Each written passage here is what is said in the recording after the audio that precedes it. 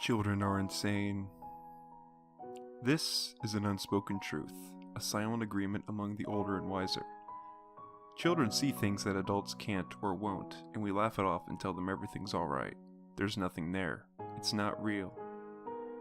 And when they get a little older, they'll agree with us.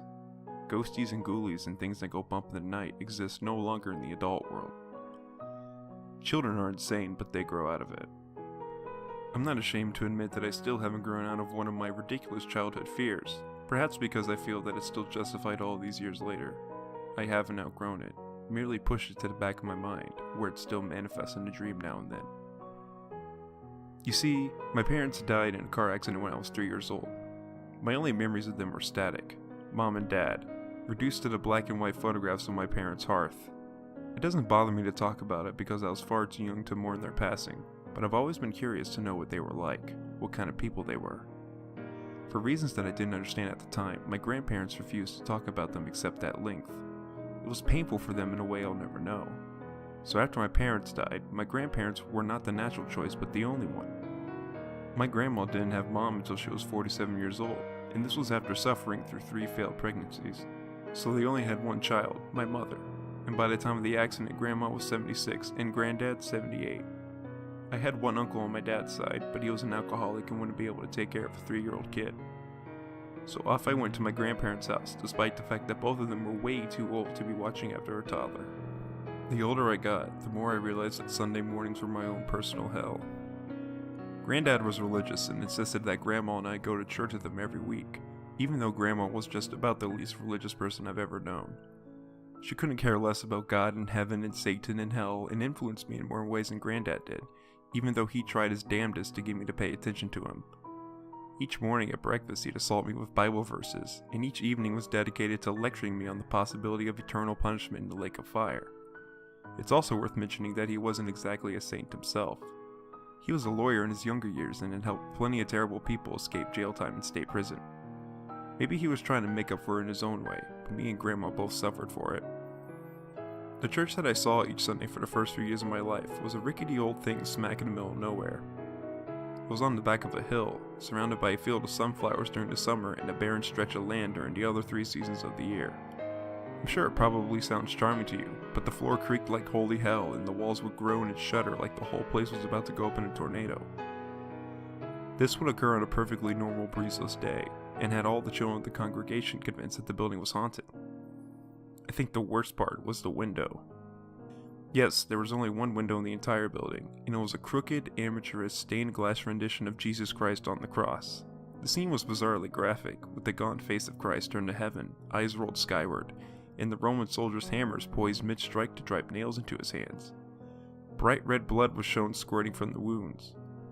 For the most part, no worse than anything you might see in any Christian church anywhere in the world, but the crude depiction in the cherry-colored blood made the window look exceptionally eerie, especially to a vulnerable, scrawny kid of 10 with an overactive imagination.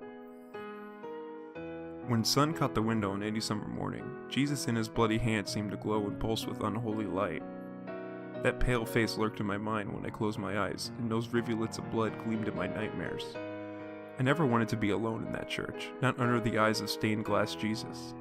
Unfortunately for me, my fears were soon to be realized. One Sunday afternoon, after me and my grandparents had returned home from a service, I realized that I'd left my dad's lucky rabbit's foot on the pew back at church. The rabbit's foot was just a silly thing that my father had carried with him on his keychain back when he was alive. It was one of the few things recovered from the crash that was still intact, and when I was 6 years old, Grandma gave it to me. I saw the rabbit's foot as a way to connect with Dad even though I'd never known him. So naturally, I panicked. I wanted Grandma to go with me to get it, but she was worn out from the walk to church and back and told me that I was old enough to go on my own. It wasn't much of a walk for a young boy like me, she said. But I kept seeing stained glass Jesus in his bright red blood, and that cold fear crept up in my mind as if I were really there standing before him. I didn't want Granddad to go, so I finally relented. I took a long time walking alongside the road, hands jammed in my pockets, waiting to prolong my inevitable meeting with stained glass Jesus Christ as much as possible. Tall sunflowers swayed in the warm breeze like rippling ocean waves, and when I walked past them they seemed to bend their heads and bow at my feet. Good luck, they seemed to say. Good luck and goodbye. As eerie as the church was on any normal day, when it was empty it was the stuff of nightmares. I opened the front door without stepping inside and stared into darkness. The entrance was a great yawning mouth, ragged velvet rug its tongue, and jagged wooden steps its teeth. I repressed my fear as best I could and took the stairs up into the church, careful to leave the front door open in case I needed to make a hasty exit. The sanctuary seemed to swallow all light, and to my 10-year-old self the room was too large and simultaneously claustrophobic. I approached the pew where me and my grandparents had been sitting, the floorboards groaning with each step. And there was the rabbit's foot just out of reach. I leaned in to grab it when I felt a presence in the room with me. You know the feeling when somebody's watching you, even if you're alone? It was like that, except I wasn't alone, and I knew I wasn't alone. Stained glass Jesus would be watching me if I turned around. I didn't want to turn around, but the pews were pushed up next to the wall, and the only way to get out was to go back the way I'd came. So I turned back and saw stained glass Jesus looking at me even though I tried my hardest not to look at him. Here he was, all pale skin and white eyes and bloody hands, and we were completely alone. Both of my hands were gripped around the rabbit's foot like it was a life preserver in the middle of a raging storm. I wanted to move, but I couldn't. And then Jesus moaned. Light pulsed beyond the window, making him glow bright and unholy, and with each flicker the scene shifted. The Roman soldier's hammer swung back and forth, driving the nails deeper into his hands, blood spraying on impact. He moaned and moaned, and his eyes rolled in their sockets before focusing on me. That crude, gaunt face turned to me in the confines of colorful glass, and he opened his mouth and said, "Your parents burn in hell." Suddenly, I could move again. I was running out of the sanctuary and out of the church and into the blinding light of a summer afternoon before I was fully able to comprehend what had happened. As soon as my feet hit the dirt path outside the church, the doors slammed shut and it was over.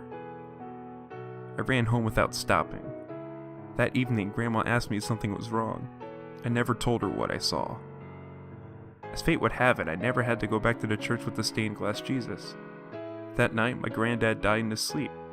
Nobody was exactly surprised. He was an old man. After the funeral, me and Grandma packed up and moved closer to town. The rest of my childhood was relatively normal, and I'm grateful for it. My grandma died. Time passed. I grew up. I've tried to rationalize the stained glass Jesus many times over the years. Perhaps it was a combination of a child's imagination coupled with both curiosity and fear over my parents. I've tried to tell myself that, but to this day I can't really accept it. I don't think I'll ever know. On summer evenings when the sunlight catches just right between the trees, I'll think of that old church so many years ago. And when I think of the church, I know for a fact when I close my eyes that night, I'll see stained glass Jesus in his gaunt face and skyward eyes and bloody hands, and I'll hear his voice just like I'm 10 years old again. Your parents burn in hell.